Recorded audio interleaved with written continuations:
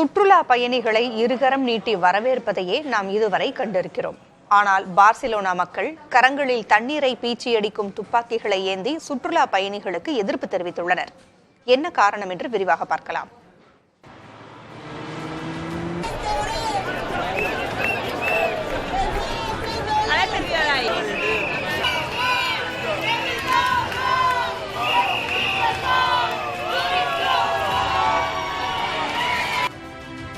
ஒரு நாட்டின் பன்முகத்தன்மை, சமூக கலாச்சாரம் மற்றும் பொருளாதாரத்தில் முக்கிய பங்கு வகிப்பதில் சுற்றுலாத்துறையின் பங்கு அளப்பரியது. சுற்றுலாவுக்கு வாருங்கள் என்றுதான் ஒவ்வொரு நாடுகளும் அழைப்பு விடுக்கும். ஆனால் இதற்கு நேர்மாறாக ஸ்பெயினில் நடக்கிறது.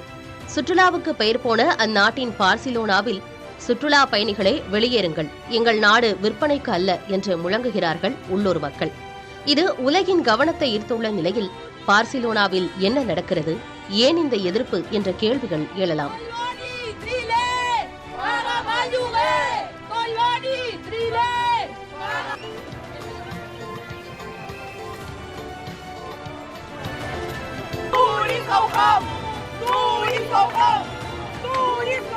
சுமார் 16 லட்சம் மக்கள் வசிக்கும் பார்சிலோனாவிற்கு 2022 சுற்றுலா பயணிகளின் வருகை 97 லட்சமாக இருந்தது. இது கடந்த ஆண்டு 2,60 லட்சமாக உயர்ந்திருக்கிறது. இவர்கள் 11 லட்சம் கோடி ரூபாய்க்கு மேல் செலவிட்டுள்ளதாக ஆய்வு தகவல்கள் தெரிவிக்கின்றன. மிதமிஞ்சிய சுற்றுலா பயணிகளின் வருகையே உள்ளூர் மக்களின் கோபத்திற்கு காரணம். ஸ்பெயினின் பொருளாதாரத்திற்கு சுற்றுலா வழிவகுத்தாலும் தங்களின் வாழ்வாதாரத்தை நசுக்கிவிட்டதாக குமுறுகிறார்கள் மக்கள்.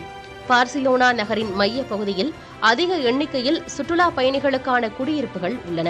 இதனால் விலைவாசி கடுமையாக உயர்ந்துள்ளதோடு வாடகைக்கு வீடுகள் கிடைப்பதிலும் சிக்கல் நிலவுவதாக உள்ளூர் மக்கள் ஆதங்கப்படுகின்றனர். சுமார் 35 விழுக்காடு அளவுக்கு வீட்டு வாடகை உயர்ந்துவிட்டதாக கூறப்படுகிறது.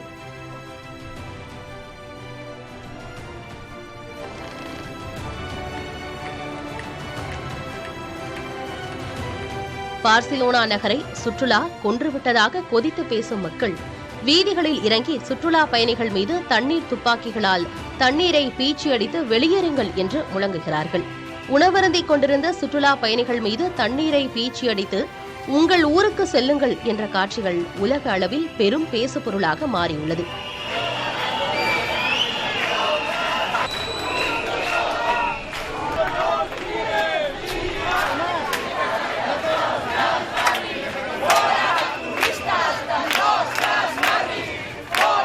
ஸ்பெயினின் பார்சிலோனா மட்டும் சுற்றுலாவுக்கு எதிராக மாறவில்லை. இயற்கை எழில் கொஞ்சம் ஜப்பானின் ஃபுஜு மலையும் சுற்றுலா எதிர்ப்பை சந்திக்கிறது. இயற்கை சூழலுக்கு அச்சுறுத்தல், பிளாஸ்டிக் மாசுபாடு போன்ற காரணங்களால் ஆஸ்திரேலியா, நெதர்லாந்தின் ஆம்ஸ்டர்டம், இத்தாலியன் வெனிஸ் போன்றவற்றிலும் உள்ளூர் மக்களின் நலன்களை கருத்தில் கொண்டு பரப்புரைகள் முன்னெடுக்கப்பட்டுள்ளன. பொருளாதார வளர்ச்சி என்பது அவசியமான ஒன்று. ஆனால் அது உள்ளூர் மக்களுக்கு நன்மை பயப்பதாக இருக்க வேண்டும் என்பதே கோரிக்கையாக உள்ளது. அது நியாயமானதும் கூட. புதிய தலைமுறைக்காக GS பாலமுருகன்.